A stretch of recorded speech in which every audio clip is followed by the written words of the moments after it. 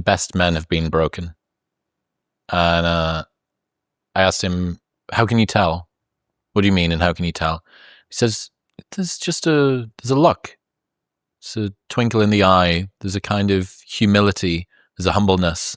There's a recognition of their own limits, even if they're really high. And I definitely see that, especially after getting kicked in the nuts permanently for the last 2 years with my health and having to manage an awful lot of things.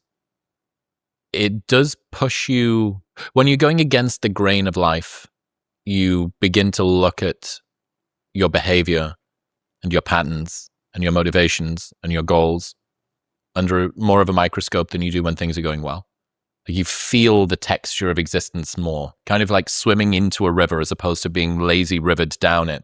My mother had, when she was a small baby, she was in a car accident and her fingers were burned off and she had horrible scars, horrible burns on her hand at the time. And as I got to my adolescence, I said to my dad, did it ever bother you when you started dating her that she had this injury? And he said, no, because it didn't bother her. She was totally at peace and she never hid it. It wasn't long after we met that I forgot it was even there. And the message that I took from that is, be yourself. Don't try to hide the scars. Scars are the trophies of survival. Forgiveness is a difficult thing in this regard, but I think you have to, his living was a blessing. So I could look at what happened and be rightfully traumatized by the experience.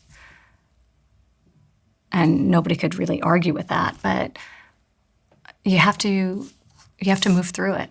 And on the opposite side of that is the fact that he's with us today, that he didn't die, that my father is alive.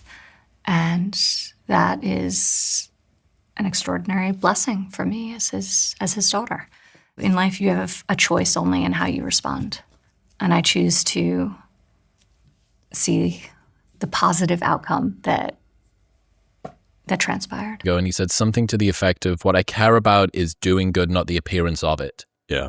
And there are a lot of people around who are doing bad while trying to appear good. I have no interest in that. And it's kind of the move fast, break things, I don't give a fuck what you think of me type approach. Even if that's untrue in some part, like an ability to be disliked, a preparedness to not care so much about optics in the way that other people do. It's a fucking big unlock. Peter Thiel has a very interesting observation of like how high a percent of the successful founders, especially in tech, seem to be somewhere on the spectrum.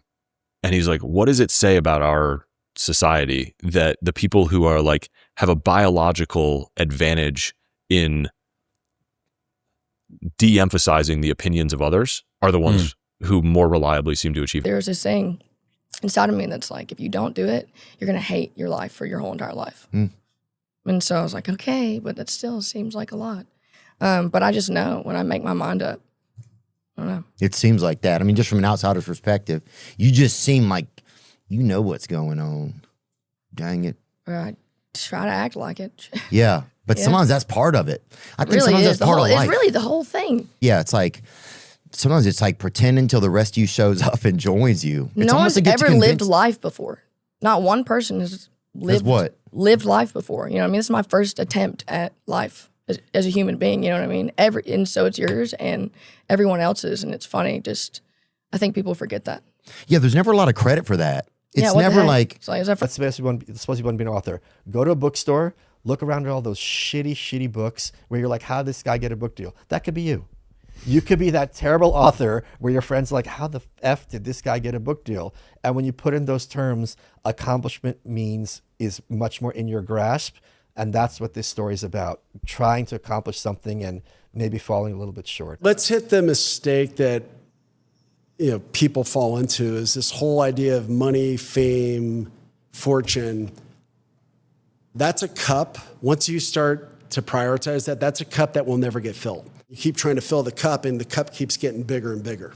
That cup never gets full. So I think that's one of the problems I think people make in our industry is that they think the cup, and even people say, oh, it's easy for you to say where you are now.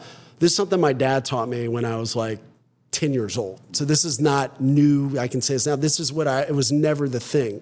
For me, it's like, I just want to do great things, be excellent, and do it with great people that share my values and do things the right way.